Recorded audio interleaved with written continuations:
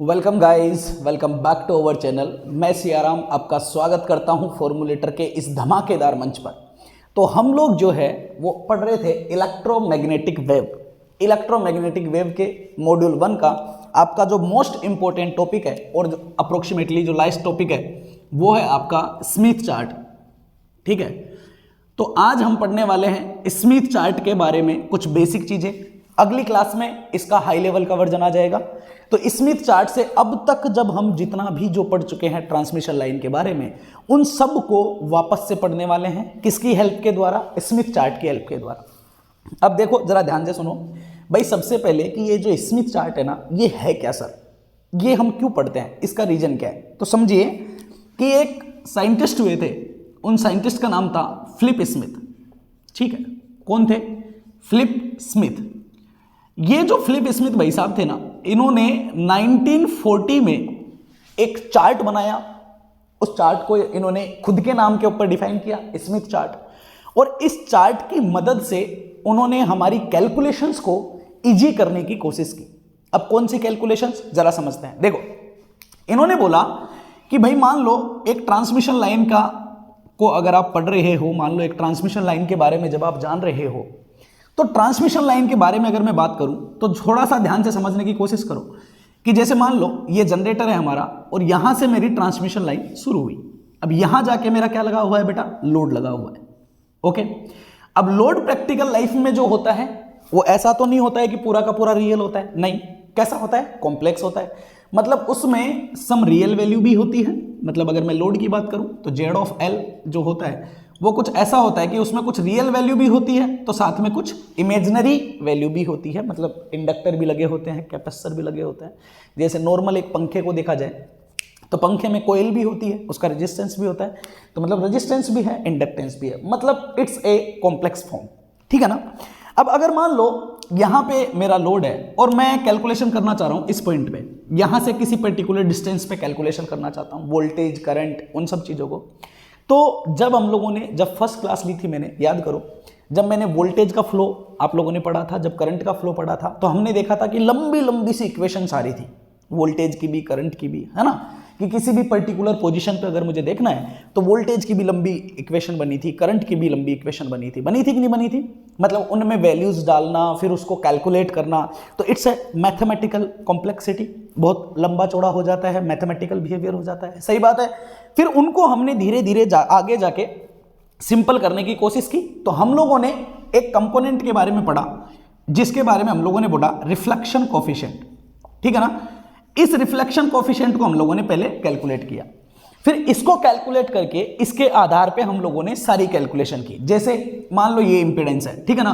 तो ये इंपेडेंस अगर मैं यहां से देखूं तो मुझे कितना दिखाई देगा, अगर मैं यहां से देखूं तो मुझे कितना दिखाई देगा?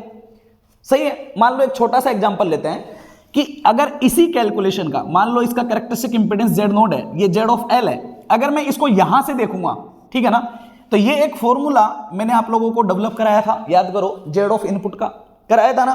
तो अगर एक फॉर्मूला, एक नॉर्मल फॉर्मूला अगर मैं लिखूं तो इनपुट इंपेडेंस का फॉर्मूला कुछ इस तरीके का था, Z of L plus Z not ten of gamma L divide by Z zero plus Z L ten of gamma L, कुछ ऐसा ही था ना। सही है।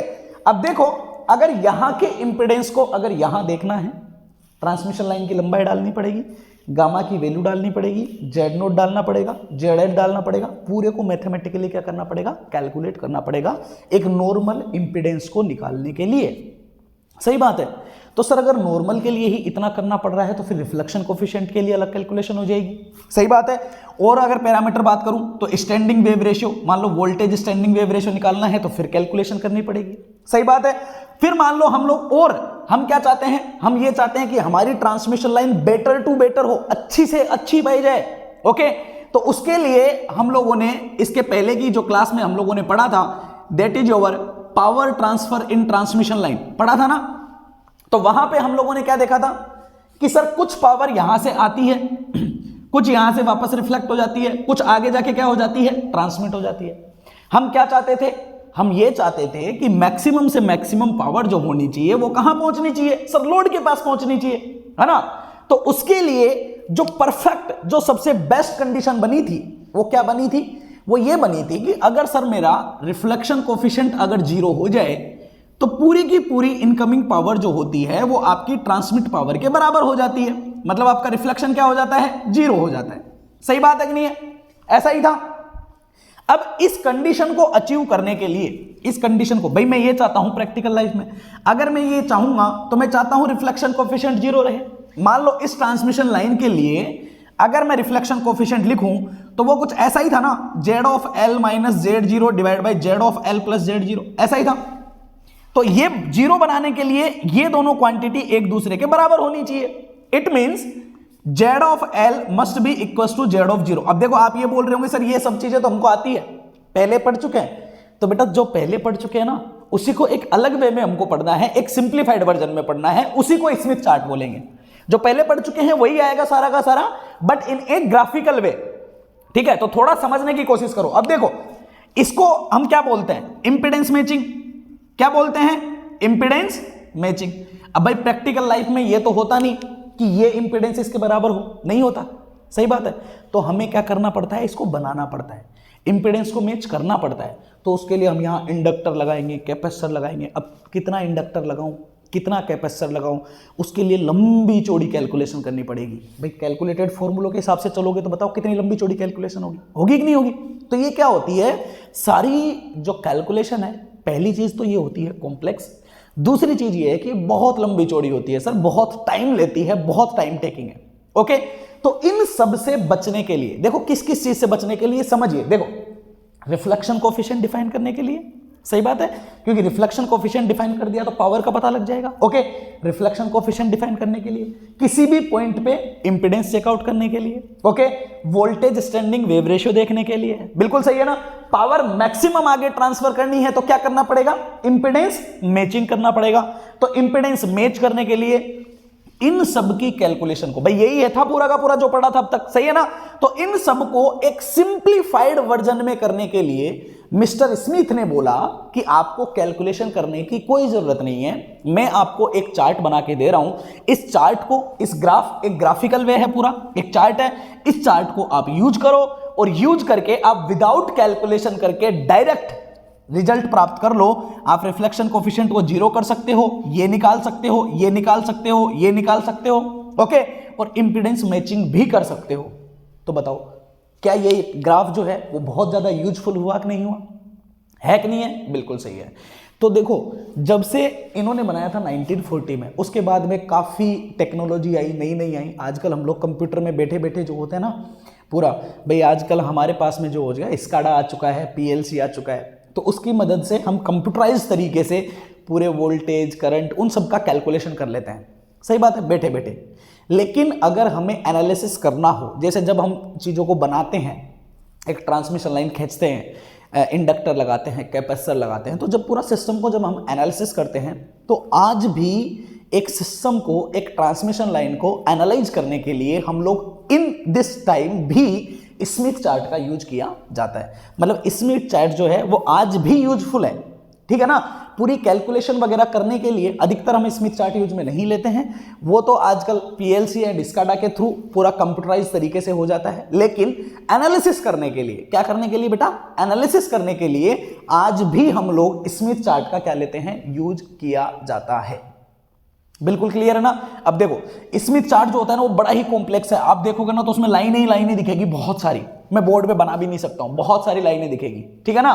तो उसको बनाना बहुत डिफिकल्ट है। हम स्टेप बाय स्टेप मैं उसको छांट छांट के एक एक एक एक करके धीरे धीरे बनाऊंगा, फाइनल में वो पूरा आपका कॉम्प्लेक्स बन जाएगा। तो जब कॉम्प्लेक्स तरीके से पूरा जब वो बन जाएगा तो आपको अपने आप समझ में आ जाएगा कि कौन सी लाइन क्या दिखा रही है, कैसे मुझे क्या करना है, कैसा बिहेवियर मुझे किस तरीके से रिप्रेजेंट करना है।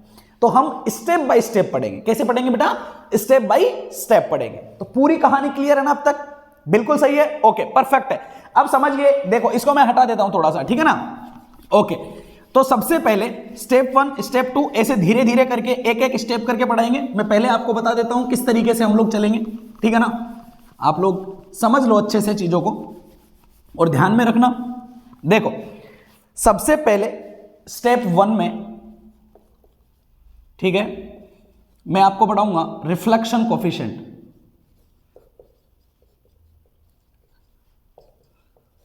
सबसे पहले हम पढ़ेंगे किसके बारे में, रिफ्लेक्शन कोफिशिएंट के बारे में पढ़ेंगे, ठीक है।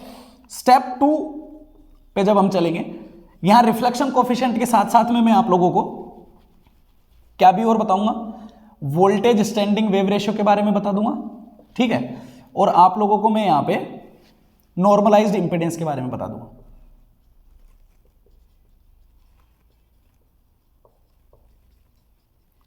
ठीक है, तो 3 चीजें हम स्टेप 1 में पढ़ लेंगे। फिर उसके बाद में पढ़ेंगे हम स्टेप 2, ठीक है। वहां पे हम पढ़ेंगे, ठीक है, कांस्टेंट रेजिस्टेंस सर्कल, ओके। फिर हम पढ़ेंगे स्टेप 3, वहां पे हम पढ़ेंगे कांस्टेंट रिएक्टेंस, एक्स से लिख दो डायरेक्ट रिएक्टेंस, आप पूरा लिख लेना,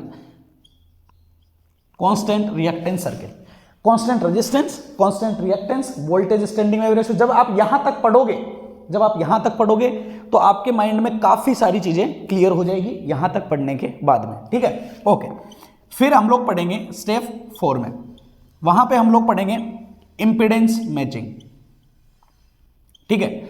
अब ये जो इंपेडेंस मैचिंग वाला जो बिहेवियर आएगा, इस इंपेडेंस मैचिंग के कई सारे पार्ट बनेंगे, जैसे इसमें सीरीज इंडक्टर एंड कैपेसिटर, ठीक है। उसके बाद में parallel inductor and capacitor, okay. उसके बाद में ट्रांसमिशन लाइन लेंथ के हिसाब से, ठीक है। उसके बाद में स्टब के हिसाब से, ओके। ये ऐसे करके कई सारी चीजें। तो यहां से जब आप यहां तक पहुंचेंगे तब आपको काफी अच्छे तरीके से स्मिथ चार्ट समझ में आने लग जाएगा। इंपेडेंस मैचिंग स्मिथ चार्ट का सबसे खतरनाक यूज या सबसे बेस्ट यूज जो किया जाता है वो किसके लिए किया जाता है, इंपेडेंस मैचिंग के लिए किया जाता है। क्योंकि बेटा सबसे बड़ी प्रॉब्लम ही हमारी ये है, अगर हम इंपेडेंस मैच कर दें एक ट्रांसमिशन लाइन में तो रिफ्लेक्टेड पावर आएगी ही नहीं, पूरा का पूरा ट्रांसमिट होगा। अब इससे अच्छी कोई बात हो सकती है, नहीं हो सकती है, सही है ना। तो हमारा फाइनल वर्जन यही होगा। इसको भी मैं तोड़ तोड़ के बताऊंगा एकदम बारीक बारीक से, छोटे छोटे टुकड़ों में। तो हम छोटे छोटे टुकड़े कर करके पढ़ेंगे ताकि स्मिथ चार्ट के अंदर की एक एक पॉइंट के बारे में आपको पता लग जाए। क्लियर है कहानी, यहां तक कोई प्रॉब्लम नहीं है, ओके। तो सबसे पहले डिस्कस करते हैं step 1, that is your reflection coefficient. अब समझना, देखो सबसे पहले मैं बात करता हूं बेटा किसकी, रिफ्लेक्शन कोफिशिएंट की, ओके।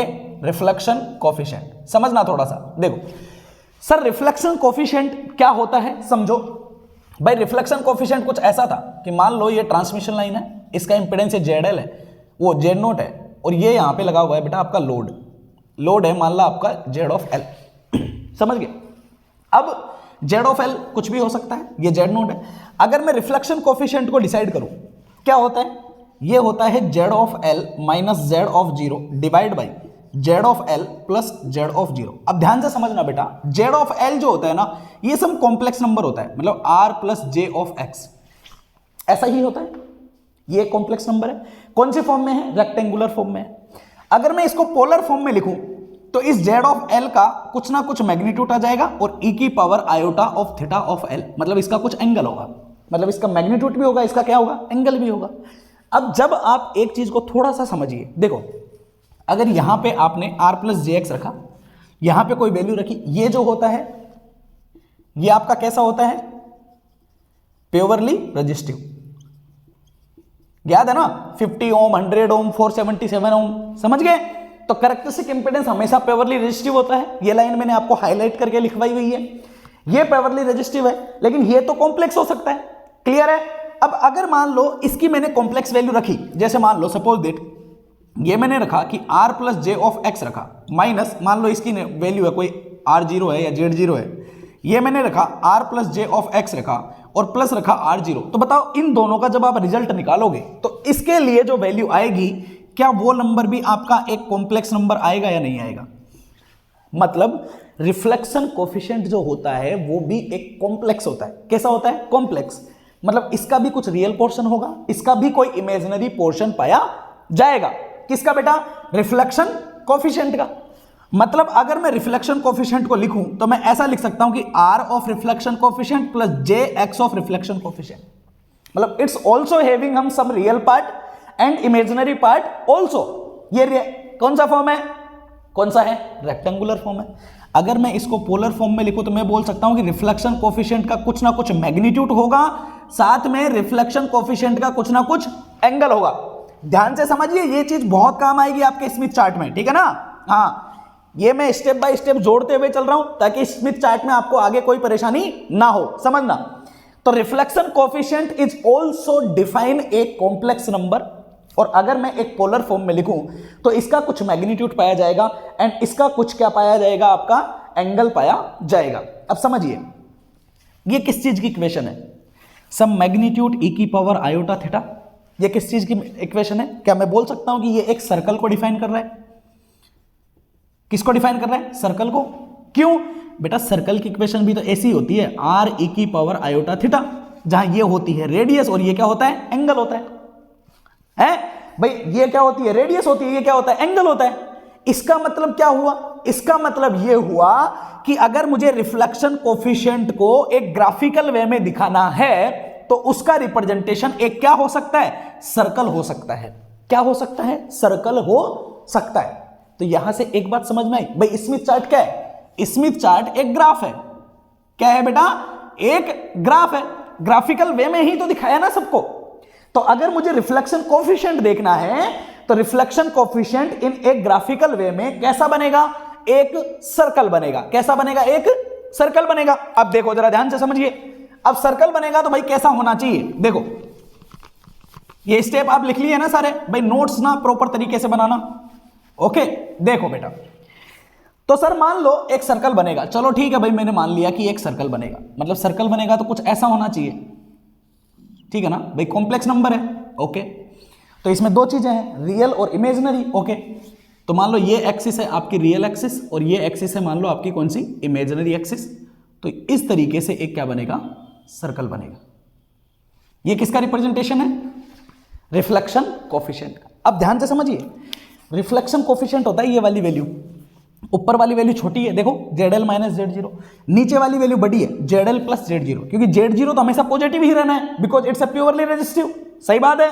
मींस रिफ्लेक्शन कोफिशिएंट जो होता है, अगर मैं इसकी बात करूं तो ये पहले भी लिखवाया हुआ है कि रिफ्लेक्शन कोफिशिएंट की value always lie between 0 and 1। मतलब सर रिफ्लेक्शन कोफिशिएंट का कोई सा भी लोड लगाओ, कुछ भी हो, रिफ्लेक्शन कोफिशिएंट की मिनिमम वैल्यू हो सकती है 0 और मैक्सिमम वैल्यू हो सकती है 1। मतलब इसके मैग्नीट्यूड की बात कर रहा हूं मैं, समझ गया कि इसका मैग्नीट्यूड मिनिमम 0 हो सकता है और मैक्सिमम 1 हो सकता है। मतलब रिफ्लेक्शन कोफिशिएंट का जो सर्कल बनेगा, इस सर्कल का अगर मैग्नीट्यूड की मैं बात करूं तो इसका जो रेडियस हो सकता है वो मैक्सिमम कितना हो सकता है? वो मैक्सिमम कितना हो सकता है? 1 हो सकता है। मान लो इस पॉइंट को अगर आप डिफाइन करो तो इसको आप बोल सकते हो 1,0। इस पॉइंट को अगर आप डिफाइन करो तो आपको बोल सकते हो 0, आयोटा। सही है ना? ये इमेजिनरी है तो 0,1 बोल दो। इसको अगर आप डिफाइन करो तो इसको आप बोलोगे 0,-1। इसको अगर आप डिफाइन करो तो इसको बोलोगे -1,0। यहां तक क्लियर है ना? अब मान लो बेटा, रिफ्लेक्शन कोफिशिएंट की वैल्यू 1 कब होती है? रिफ्लेक्शन कोफिशिएंट की वैल्यू 1 कब होती है? बताओ 1 कब होगी? सर 1 तब हो सकती है, 1 तब हो सकती है जब मान लो Z ऑफ L की वैल्यू इंफिनिटी हो जाए। अगर Z ऑफ L की वैल्यू इंफिनिटी हुई या Z ऑफ L की वैल्यू 0 हुई तो -1 मिलेगा या 1 मिलेगा। मतलब मैग्नीट्यूड तो हमेशा कितना मिलेगा? 1 मिलेगा। तो वो तो दो ही केस होते हैं सर। अगर मान लो भाई Z ऑफ L अगर मान लो 0 हो गया तो इसका मतलब केस हो गया शॉर्ट सर्किट, और Z ऑफ L मान लो इंफिनिटी हो गया तो केस हो गया कौन सा? Open circuit. तो इन दोनों केसों में आपका रिफ्लेक्शन कोफिशिएंट का मैग्नीट्यूड आपको 1 मिलेगा। अगर मान लो शॉर्ट सर्किट भी नहीं है, ओपन सर्किट भी नहीं है, मान लो कोई लोड लगा हुआ है, प्रेजेंट में अगर कोई लोड लगा हुआ है, मान लो Z ऑफ L प्रेजेंट है, तो इसका मैग्नीट्यूड हमेशा 1 से कम ही रहेगा कि नहीं रहेगा? सही बात है, बिल्कुल सही है। मतलब मैं बोल सकता हूं कि रिफ्लेक्शन कोफिशिएंट की जो वैल्यू है ना, वो इनसाइड दिस रीजन रहेगी। कोई भी वैल्यू हो सकती है, ठीक है ना? लेकिन जो भी वैल्यू रहेगी वो इस सर्कल के अंदर अंदर रहेगी, बाहर नहीं रह सकती, क्योंकि मैक्सिमम मैग्नीट्यूड इसका 1 से ज्यादा कभी भी पॉसिबल नहीं है। अगर कोई लोड लगा हुआ है तो वैल्यू ये हो सकती है रिफ्लेक्शन कोफिशिएंट की, ये हो सकती है, 0 हो सकती है, इतनी हो सकती है, इतनी हो सकती है। समझ गए? बट इनसाइड दिस सर्कल होगी, इस सर्कल के बाहर में कोई भी वैल्यू नहीं पाई जाएगी। परफेक्ट है कि नहीं है? ओके, अब एक बात और समझिए, अगर मान लो ये सर्कल है तो आप जानते हो कि सर्कल की रेडियस हमेशा सेम होती है, चेंज नहीं होती है। मतलब अगर आप ये वाला पॉइंट है तो भी रेडियस 1 है, ये है तो भी मैग्नीट्यूड 1 है, ये है तो भी मैग्नीट्यूड 1 है, ये है तो भी मैग्नीट्यूड 1 है। मतलब इस सर्कल के ईच एंड एवरी पॉइंट पे रिफ्लेक्शन कोफिशिएंट का जो मैग्नीट्यूड है वो कैसा पाया जाता है? कांस्टेंट पाया जाता है। ध्यान से समझना चीजों को, कैसा रहेगा? कांस्टेंट रहेगा।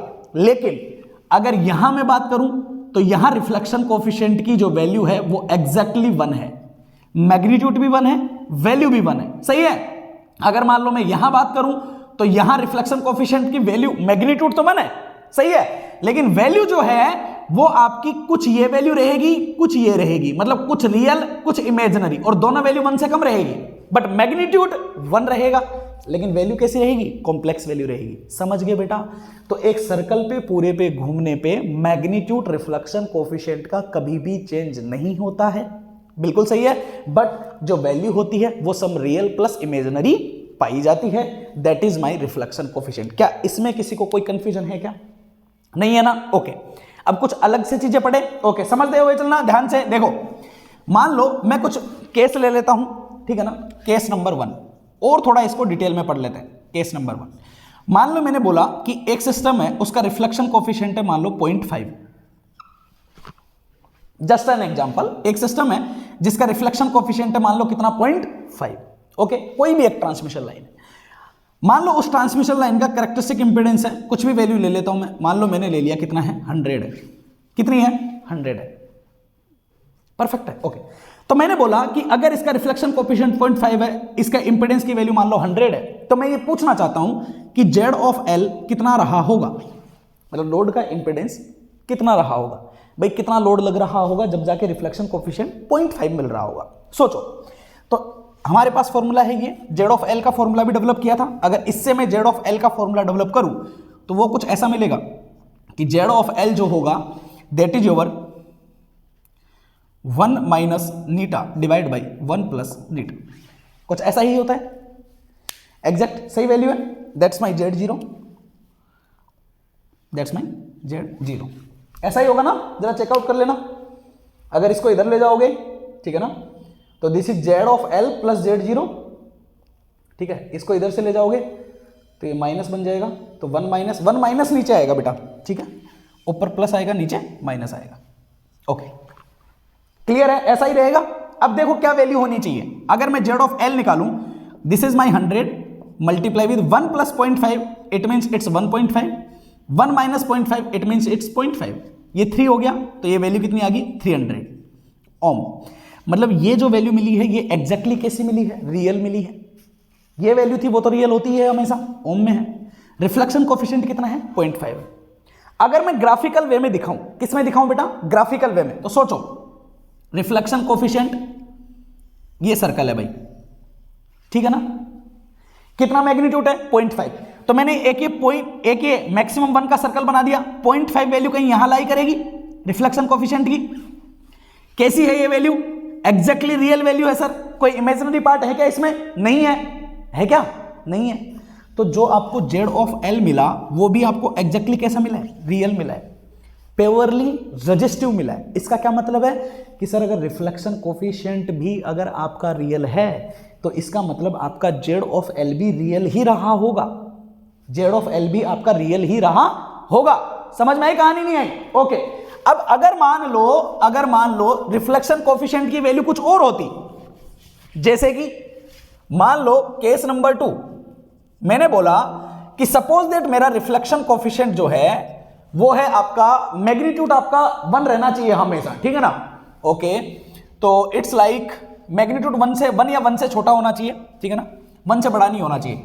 तो 1 से छोटे की कोई भी वैल्यू ले लो। मान लो आप लोगों ने ले लिया reflection coefficient like 0.4 plus iota 0.5, ठीक है, ये हो गया 0.25, 25, ये हो गया 0.16। तो 25 और 10 35, 35 और 6 41, 41, तो 1 से छोटा ही है। ओके, ठीक है। तो मान लो कोई भी ये रिफ्लेक्शन कोफिशिएंट, मैंने कोई भी केस ले लिया, मान लो ऐसा मेरे पास रिफ्लेक्शन कोफिशिएंट पाया गया। Z ऑफ 0 हम लोगों ने कितना मान रखा है सर? इट्स 100 ओम। तो बेटा Z ऑफ L क्या होना चाहिए? चेकआउट करो जरा, क्या होना चाहिए? 100 multiply with 1 plus 0.4 plus iota 0.5 divide by 1 minus 0.4 plus iota 0.5, ये पूरा ब्रैकेट में है, ठीक है ना। तो क्या मिलेगा चेक करो जरा,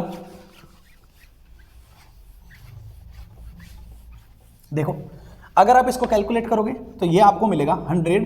इसको जब आप पूरे को कैलकुलेट करोगे तो ये आपको कुछ ऐसा मिलेगा, सम r plus j of x, यहां पॉजिटिव वैल्यू मिलेगी। इसको कैलकुलेट करके देख लेना, आप कैलकुलेट करोगे तो आपको मिलेगा, ऊपर मिलेगा आपको 1 plus 0.4, it means 1.4 plus iota 0.5 divide by, नीचे इसको कैलकुलेट करोगे तो ये मिलेगा 0.6 माइनस आयोटा 0.5। ऊपर नीचे इस वैल्यू को ऊपर नीचे मल्टीप्लाई करके देख लेना तो आपको कुछ ऐसा मिलेगा। सही बात है, मतलब जब आपने इसकी जो वैल्यू ली, अगर उसकी वैल्यू में यहां आयोटा ऑफ समथिंग है, कौन सा है पॉजिटिव, कौन सा है पॉजिटिव, समझ गए। तो जब आपने लोड को देखा तो यहां भी आपको j ऑफ x के आगे जो साइन मिलेगा वो कौन सा मिलेगा, पॉजिटिव मिलेगा। अब एक चीज को आप ध्यान से समझना, जब आपका लोड कैसा होता है, इंडक्टिव होता है। कौन सा होता है बेटा, इंडक्टिव। तो आप क्या लिखते हो, आप लिखते हो ना r प्लस जे ओमेगा एल, लिखते हो कि नहीं लिखते हो। यहां पे साइन कौन सा होता है, पॉजिटिव होता है।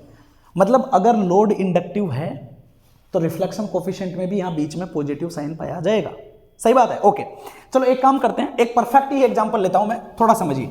इसमें आप कंफ्यूज हो रहे हो तो रियल वाला एग्जांपल ले लेता हूं। देखो अगर मान लो पॉजिटिव समझना है भाई हमको, मान लो रिफ्लेक्शन कोफिशिएंट की वैल्यू आयोटा है, यहां पहुंच गए, पॉजिटिव है, पॉजिटिव है, मैग्नीट्यूड कितना है इसका 1 है, एंगल कितना है 90 डिग्री है। अगर आप इसको लिखोगे तो मैग्नीट्यूड इसका 1 है, एंगल कितना है 90 डिग्री। अब देखो जरा जेड ऑफ एल क्या पाया जाएगा, चेक कर लो। ये हो गया 100 minus iota 1 plus iota divide by 1 minus iota. Check करके देखो, इसको निकालोगे तो कैसे कैलकुलेट करोगे, ऊपर 1 प्लस आयोटा से मल्टीप्लाई करो, नीचे भी 1 प्लस आयोटा से मल्टीप्लाई करो, क्या बनेगा चेकआउट करो। 100 इनका ये दोनों तो मल्टीप्लाई होकर स्क्वायर हो गया, तो a square 1 b square minus 1 plus 2 times of iota divide by, ये क्या बनेगा a minus b, a plus b, a square minus b square, तो 1 का स्क्वायर माइनस आयोटा स्क्वायर करोगे तो -1, तो +1 मिल जाएगा। कितना मिला देखो, 1 माइनस 1 तो हो गया 0, ऊपर मिला 2 आयोटा, नीचे मिला 2, 2 से 2 कैंसिल आउट आयोटा, मतलब आपको मिला 100 ऑफ आयोटा या 100 ऑफ जे। बताओ ये क्या है, इंडक्टर है कैपेसिटर है, सर ये इंडक्टर ही हो सकता है क्योंकि इंडक्टर होता है जे ओमेगा एल, कैपेसिटर तो minus j divide by omega c होता है। कैपेसिटर का इंपेडेंस तो ये होता है, ये किसका हो सकता है, ये सिर्फ और सिर्फ इंडक्टर का हो सकता है। मतलब अगर रिफ्लेक्शन कोफिशिएंट से आपको ये पता लग जाएगा कि आपका जो लोड है वो इंडक्टिव है या कैपेसिटिव है। मैं आपको यहां पे ये बात बताने की कोशिश कर रहा हूं कि रिफ्लेक्शन कोफिशिएंट वो इंसान है कि अगर आपको रिफ्लेक्शन कोफिशिएंट पता लग गया तो आप डायरेक्ट लोड के बारे में इतना प्रिडिक्ट कर सकते हो कि जो लोड है वो प्योरली रेजिस्टिव है, इंडक्टिव है या कैपेसिटिव है। क्योंकि अगर रिफ्लेक्शन कोफिशिएंट प्योर हुआ तो प्योरली रेजिस्टिव आएगा, रिफ्लेक्शन कोफिशिएंट अगर इंडक्टिव हुआ तो प्योरली इंडक्टिव आएगा, और अगर रिफ्लेक्शन कोफिशिएंट की वैल्यू आप माइनस ऑफ आयोटा ले लेते तो जेड ऑफ एल आपको माइनस ऑफ 100 जे मिल जाता। इसका मतलब ये प्योरली कैसा हो जाता, कैपेसिटिव हो जाता। ये कैसा है, प्योरली इंडक्टिव है। आई थिंक आई होप ये आपको समझ में आया होगा टाइप ऑफ बिहेवियर और रिफ्लेक्शन कोफिशिएंट का बिहेवियर। क्या ये कहानी पूरी आप लोगों को समझ में आई है, पूरी क्लियर है कि नहीं है? सही बात है, बिल्कुल है। नोट करना, 3 केस बना के तीनों लिखना, प्रॉपर तरीके से नोट्स बनाना पूरे, ठीक है ना, कंफ्यूज नहीं होना चाहिए। अब देखो तो यहां से हम लोगों को क्या क्या बातें जो है वो याद में रखनी है, क्या क्या चीजें हैं जो दिमाग में रखनी है हमेशा और कंफ्यूज नहीं होना है। क्या क्या रखनी है देखो, तो रिफ्लेक्शन कोफिशिएंट से आपको 2 बातें ध्यान में रखनी है। पॉइंट नंबर 1, पहला क्या पॉइंट रखना है कि रिफ्लेक्शन कोफिशिएंट या नीटा can be a complex number. नीटा क्या होता है, एक कॉम्प्लेक्स नंबर होता है। इट रिप्रेजेंट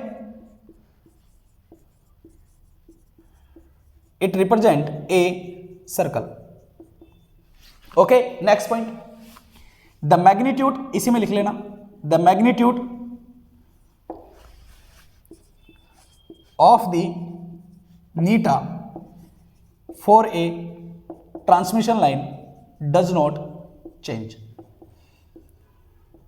समझ गए भाई? अगर मान लो एक जगह पे मैग्नीट्यूड इतना है, दूसरी जगह पे जाओगे तो इतना हो जाएगा, फिर यहां पहुंच जाओगे, फिर यहां पहुंच जाओगे, फिर यहां पहुंच जाओगे, फिर यहां पहुंच जाओगे। मतलब पूरे सर्कल पे घूमने पे नीटा का मैग्नीट्यूड चेंज नहीं होगा, वैल्यू चेंज हो सकती है, यहां रियल है, यहां कॉम्प्लेक्स हो जाएगी, यहां अलग हो जाएगी, यहां अलग हो जाएगी, यहां अलग हो जाएगी।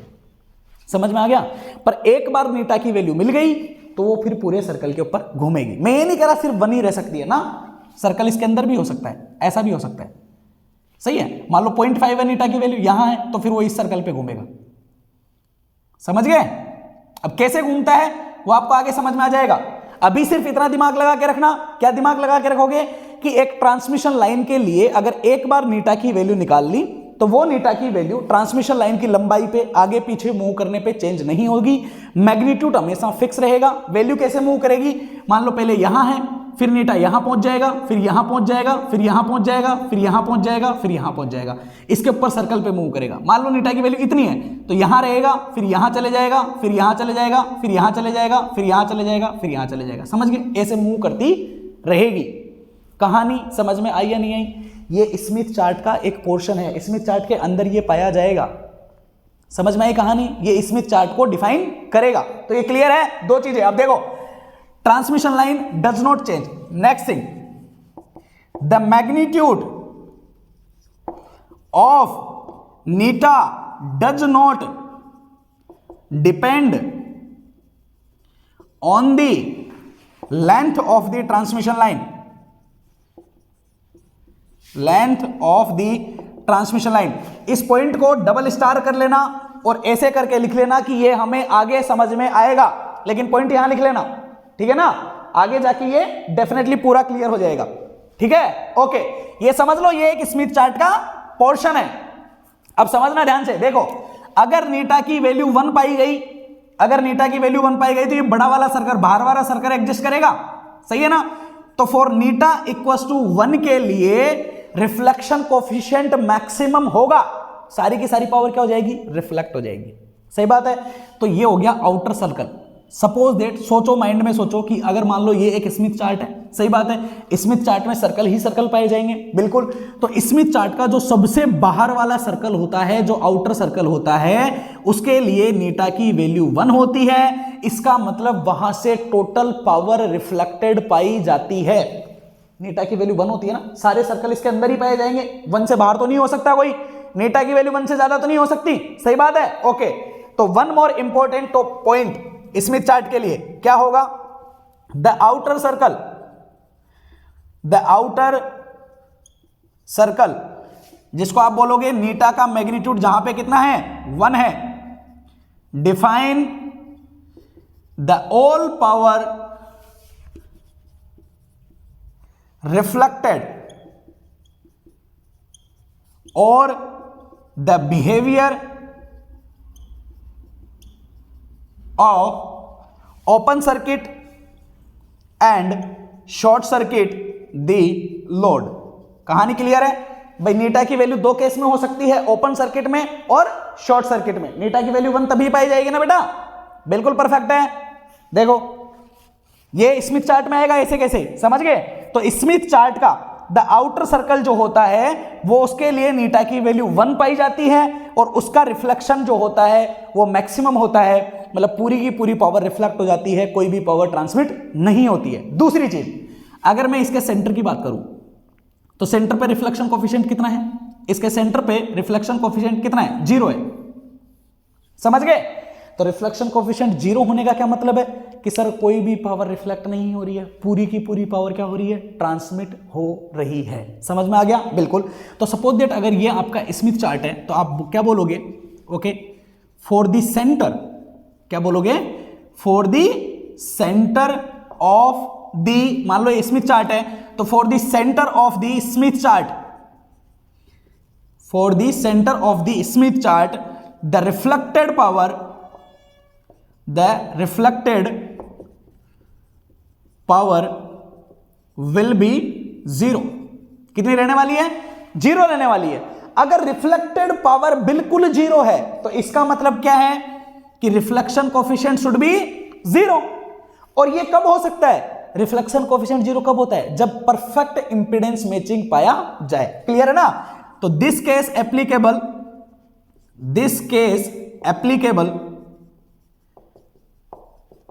फॉर द इंपीडेंस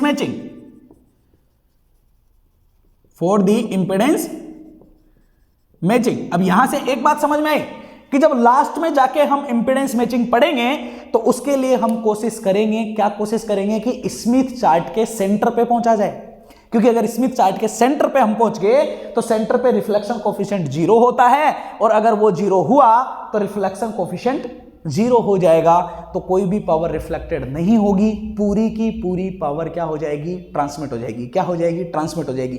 अब स्मिथ चार्ट के कितने पॉइंट यहां से समझ में आए? पहला पॉइंट ध्यान से समझिए, फिर से रिकवर कर रहा हूं मैं। देखो, रिफ्लेक्शन कोएफिशिएंट कॉम्प्लेक्स हो सकता है।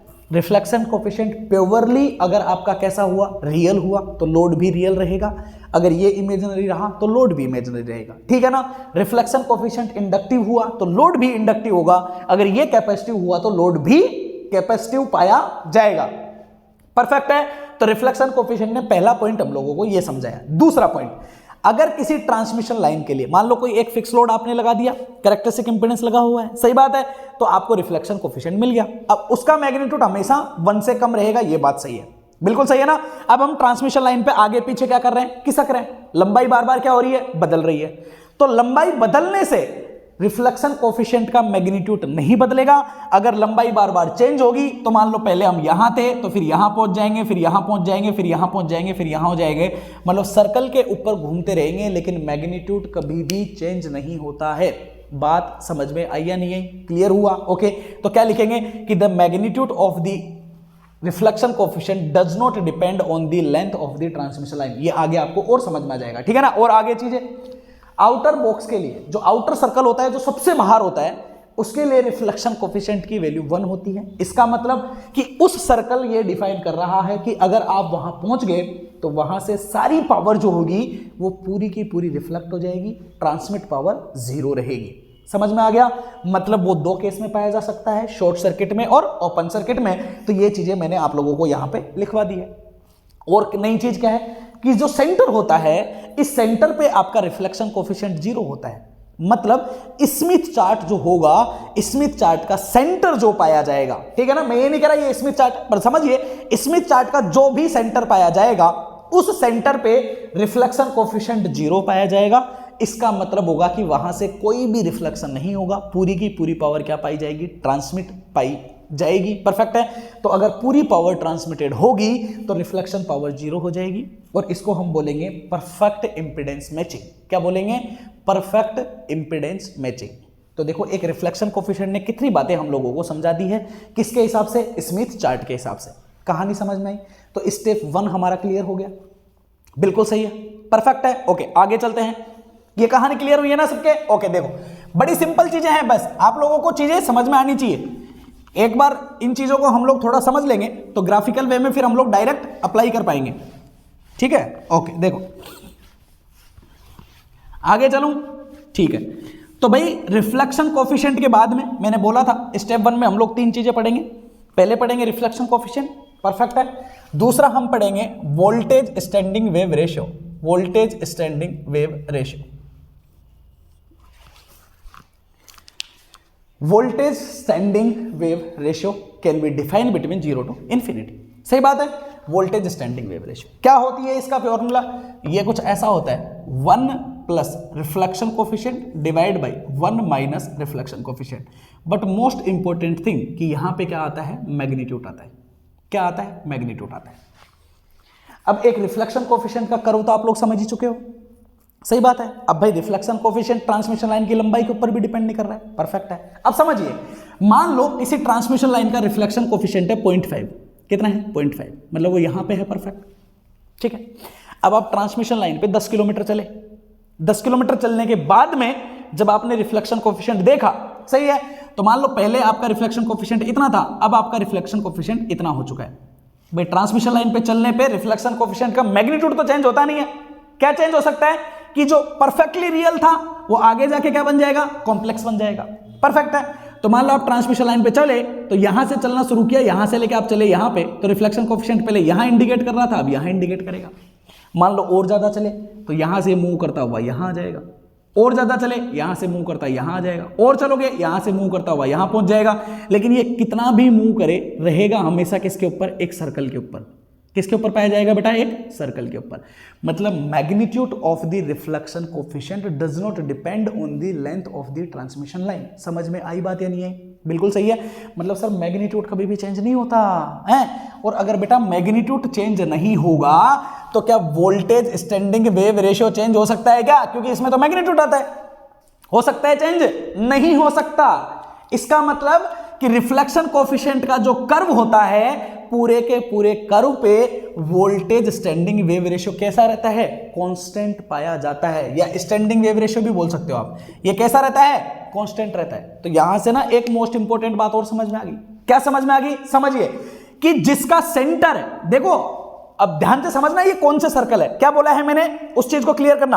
आउटर जो सर्कल था उसको मैंने बोला है स्मिथ चार्ट का आउटर सर्कल। इस सेंटर को मैंने बोला है स्मिथ चार्ट का सेंटर। क्या बोला है मैंने? स्मिथ चार्ट का सेंटर बोला है मैंने, इसको समझना। तो स्मिथ चार्ट के सेंटर को सेंटर मान के बनाया हुआ सर्कल, स्मिथ चार्ट के सेंटर को सेंटर मान के बनाए हुए सर्कल के ऊपर रिफ्लेक्शन कोएफिशिएंट का मैग्नीट्यूड कभी भी चेंज नहीं होता है। और अगर मैग्नीट्यूड चेंज नहीं होगा तो वोल्टेज स्टैंडिंग वेव रेशियो भी चेंज नहीं होगा बेटा, क्योंकि इसमें यहां पे क्या आता है? मैग्नीट्यूड ही आता है। समझ गए कहानी? बिल्कुल। तो ये जो कर्व होते हैं ना, इन कर्व को हम पता है क्या और बोलते हैं? इनका एक नाम और होता है, इनको हम बोलते हैं कांस्टेंट स्टैंडिंग वेव रेशियो। समझ में आया?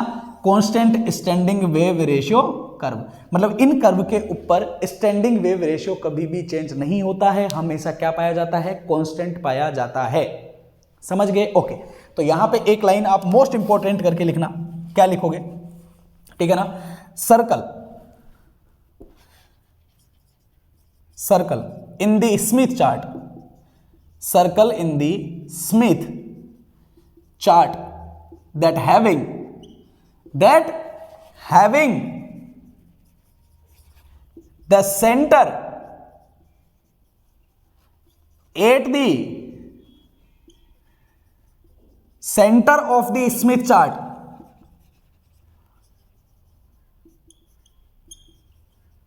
ठीक है ना?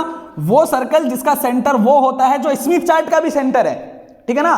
तो स्मिथ चार्ट के सेंटर को सेंटर मान के बनाया हुआ सर्कल जो होता है centre of the Smith chart is called, क्या कहा जाता है उसको? क्या कहा जाता है? Constant standing wave ratio curve, यह सर्कल, ठीक है ना? Because it's having a constant magnitude of reflection coefficient। समझ गए? मतलब इसकी वैल्यू कैसी रहेगी? कांस्टेंट रहेगी। समझ गए कहानी? ओके। तो इनको क्या कहा जाएगा? Constant voltage standing wave ratio या स्टैंडिंग वेव रेशियो कर्व। दो कहानियां क्लियर हुई है यहां पे। समझ में आई कहानी? ध्यान से समझना चीजों को बेटा, ध्यान से समझोगे तो आप कामयाब रहोगे, ध्यान से नहीं समझोगे तो प्रॉब्लम हो जाएगी। तो स्टेप 1 में रिफ्लेक्शन कोएफिशिएंट समझे, वहां से जो पॉइंट निकल के आए वो आपके माइंड में सेट रहने चाहिए। दूसरा, वोल्टेज स्टैंडिंग वेव रेशियो अगर निकालना है तो वोल्टेज स्टैंडिंग वेव रेशियो जो है वो पूरा का पूरा रिफ्लेक्शन कोएफिशिएंट के ऊपर ही डिपेंडेंट है, तो इसके कर्व से ही वोल्टेज स्टैंडिंग वेव रेशियो आपको मिल जाने वाला है। समझ गए? पॉइंट्स याद रखना, कैसे मिलेगा वो तो 2 मिनट का काम है। कर्व को समझाना कि ये ऐसे मिल गया, ये ऐसे मिल गया, ये ऐसे मिल गया, क्लियर हो जाएगा, कर्व को देखते ही समझ में आ जाएगा। पर these points are very important. बाल की खाल निकालने के लिए ये पॉइंट्स बहुत इंपॉर्टेंट है, ध्यान से समझना। क्या बोलोगे? कि the circle of the Smith chart that having the centre, कौन सा सेंटर? वही सेंटर जो स्मिथ चार्ट का भी सेंटर है। समझ गए? अगर ऐसा सर्कल है तो उस सर्कल को हम बोलेंगे कांस्टेंट स्टैंडिंग वेव रेशियो का सर्कल या कर्व। और उस कर्व की क्या खास बात है कि उस पे magnitude of the reflection coefficient will be always remain same और कांस्टेंट। बिल्कुल क्लियर है कहानी? ओके, नेक्स्ट थिंग, ये आपका स्टेप 1 आई थिंक आप लोगों का क्लियर रहा होगा। अब मैंने वहां पे एक वर्ड और बोल रखा है, स्टेप 1 पूरा क्लियर है ना? ओके, ये दोनों चीजें बड़ी इंपॉर्टेंट थी। अब देखो जरा चीजें समझिए। अब हम लोग थोड़ा सा स्मिथ चार्ट के बारे में डिसाइड करते हैं, या थोड़ा स्मिथ चार्ट के कर्व बनाना शुरू करते हैं। ये पॉइंट सारे ध्यान रखना, ठीक है ना? यूजफुल रहेंगे स्मिथ चार्ट में बहुत ज्यादा। अब समझिए बेटा, देखो ओके, मैंने एक टर्म और लिखवाई थी, नॉर्मलाइज इंपेडेंस।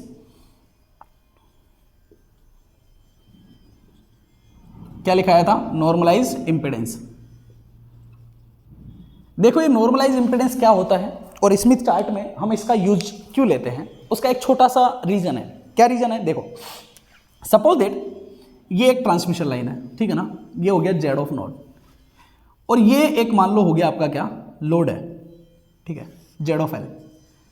अब ये तो आप जानते ही हो बेटा कि ये कुछ ऐसा होता है आर प्लस जे एक्स, है ना? अब लोड जो है ना प्रैक्टिकल लाइफ में वो बहुत बड़ा होता है। जैसे मान लो आपका पूरा का पूरा पटना शहर है ना, या 2-4 शहर उस पर और कनेक्टेड है, ठीक है? तो ये जो आर की वैल्यू है, ये एक्स की वैल्यू है, ये काफ़ी हाई हो सकती है। मान लो जैसे आर की वैल्यू है मान लो 120 ओम है, ठीक है? एक्स की वैल्यू है मान लो आपकी 320 ओम है ना? कुछ भी ऐसी कोई रेंडम वैल्यू हो सकती है। अब एक कर्व पे अगर मान लो आप 120 को, 200 को, 400 को अगर आप डिफाइन करोगे तो सोचो कितनी सारी लाइनें बनानी पड़ेगी। 0, 1, 2, 3, 4, 5, 220, 204, 205 हैं, और 0, 1 ही नहीं हो सकता। 0 और 1 के बीच में तो डिफाइन करोगे तो 0.1, 0.2, 0.3, 0.4, 0.5, 0.0111, कितनी सारी लाइनें हो सकती है? बहुत सारी हो सकती है। समझ में आया? तो ये नंबर्स काफ़ी बड़े होने की वजह से आपका जो कर्व होता है ना, उस कर्व में बहुत ज़्यादा नंबर रिप्रेजेंट करोगे। मान लो बारीक बारीक लाइनें खींचोगे, ये लाइन मान लो 1 ओम को दिखा रही है, ये 1.1 को दिखा रही है, ये मान लो 1.2 को दिखा रही है, ये मान लो 1.3 को दिखा रही है। ऐसे बनाते जाओगे तो मान लो 250 ओम को दिखाना होगा तो कितनी सारी लाइनें बनानी पड़ेगी? 250 ओम तो बहुत ज़्यादा आगे जाके आएगा। सही बात है? तो ये वैल्यू जितनी ज़्यादा बड़ी होती है, इसको इस स्मिथ चार्ट में बनाने के लिए उतना ही डिफिकल्टी होती है, क्योंकि कॉम्प्लेक्स हो जाएगा, बहुत ज़्यादा बनेगा ही नहीं स्मिथ चार्ट। सही बात है ना? अब स्मिथ चार्ट में अगर किसी रेजिस्टेंस की कोई लाइन ही नहीं हो तो आप उसको कैसे डिफाइन कर पाओगे? भाई मान लो 250 आ गया, स्मिथ चार्ट में मान लो आर की वैल्यू है 120, और जो आपने कर्व बनाया रियल में 120 है। मान लो आपने कर्व बनाया, उसमें आपने रेजिस्टेंस दिखा रखा है 0 से शुरू करके, मान लो वो आपका 8 ओम तक का कर्व है, इतना ही कर्व है, इतनी ही लाइनें उसमें खींच रखी है, उससे ज्यादा लाइन है ही नहीं। तो 120 को इस कर्व में आप दिखा सकते हो क्या? नहीं, क्योंकि सर 120 तो इस रेंज में है ही नहीं। तो कर्व 120 बनाने के लिए बहुत लंबा चौड़ा कैलकुलेटेड हो जाएगा, बहुत डिफिकल्ट हो जाएगा। सही है ना? तो हमने कहा कि एक काम करते हैं, एक अलग से इंपेडेंस डिफाइन करते हैं। कैसे? ये जेड ऑफ एल है, ये जेड जीरो है, ठीक है ना? तो उन्होंने कहा एक नॉर्मलाइज इंपेडेंस डिफाइन कर देते हैं। मान लो ये स्मॉल जेड से लिख देता हूं मैं, ये स्मॉल जेड है भाई, ठीक है ना? ऐसे घुमा के लिखा है। तो लोड का नॉर्मलाइज इंपेडेंस लिखा, तो उन्होंने बोला कि इसको आप एक काम करो, ऐसे लिख दो, Z of L divide by Z of zero. इससे क्या होगा? इससे ये होगा कि भाई मान लो इसकी वैल्यू है आपकी आर प्लस जे एक्स, ठीक है ना? ये कॉम्प्लेक्स वैल्यू है। अब ये वैल्यू तो आप जानते हो कि ये वैल्यू हमेशा प्योरली कैसी होती है? रेजिस्टिव होती है। ये तो आप जानते ही हो, कैरेक्टरिस्टिक इंपेडेंस। तो ये वैल्यू तो आपकी कॉम्प्लेक्स हो नहीं सकती, ये तो आपकी प्योरली रेजिस्टिव है। सही बात है? सपोज दैट वैल्यू कुछ ऐसी थी कि 120 प्लस जे 320 था, ठीक है ना? अब मान लो जेड नोट की वैल्यू है कितनी? 200 है ना? तो अगर आप इसको डिवाइड करोगे तो यहां से जब आपको वैल्यू मिलेगी तो ये वैल्यू भी बहुत छोटी मिलेगी, ये वैल्यू भी बहुत छोटी मिलेगी। मिलेगा तो कुछ ऐसा ही, R plus j of x. तो क्या लोड का बिहेवियर चेंज हो गया क्या? नहीं, पहले भी आर प्लस जे एक्स में था, अभी भी आर प्लस जे एक्स में है, पर ये वैल्यू जो है ना वो छोटी हो गई है। तो छोटी हो गई है ना, तो इसको कर्व पे डिफाइन करना कि भाई यहां पे है, इजी हो जाएगा। 120 को हम डिफाइन नहीं कर पा रहे थे, 120 डिवाइड बाई 200 करेंगे तो 1 से भी कम आ जाएगा, तो 0 से 8 की रेंज में आ जाएगा कि नहीं आ जाएगा? सही बात है? मैं ये नहीं कह रहा कि स्मिथ चार्ट की रेंज 0 से 8 तक होती है, ये नहीं कह रहा मैं बोल रहा हूं कि वैल्यू को छोटा कर लो ताकि कर्व पे आसानी से हम उसे दिखा सके। तो हम इसको आसानी से कर्व पे रिप्रेजेंट कर पाएंगे, इसको हम कर्व पे रिप्रेजेंट नहीं कर पाएंगे। समझ गए? बाकी नॉर्मलाइज इंपेडेंस कोई ये अलग से इंपेडेंस नहीं है बेटा, अलग से इसका कोई बिहेवियर नहीं है, कोई इसका लेना देना नहीं है, सिर्फ कर्व पे दिखाने के लिए, because Z not purely resistive है, तो इसको इससे डिवाइड करेंगे तो सिस्टम पे कोई फर्क नहीं पड़ेगा। इसको हम कर्व पे दिखा सकते हैं, इसको हम कर्व पे नहीं दिखा पाएंगे, इसलिए हम स्मिथ चार्ट में अधिकतर जो इंपेडेंस यूज में लेते हैं वो कौन सा होता है, नॉर्मलाइज इंपेडेंस होता है। नॉर्मलाइज इंपेडेंस से कर्व पे इंडिकेट करके कैलकुलेशन डिफाइन कर लेते हैं, ठीक है। फिर एग्जैक्ट आंसर निकालने के लिए इस जेड ऑफ एल को वापस मल्टीप्लाई कर देते हैं किससे, जेड जीरो से, तो हमारा किस्सा खत्म हो जाता है, हमें परफेक्ट आंसर मिल जाता है। कहानी समझ में आई, क्लियर है? तो अब हम चलते हैं अगले स्टेप पे, दैट इज माई स्टेप 2।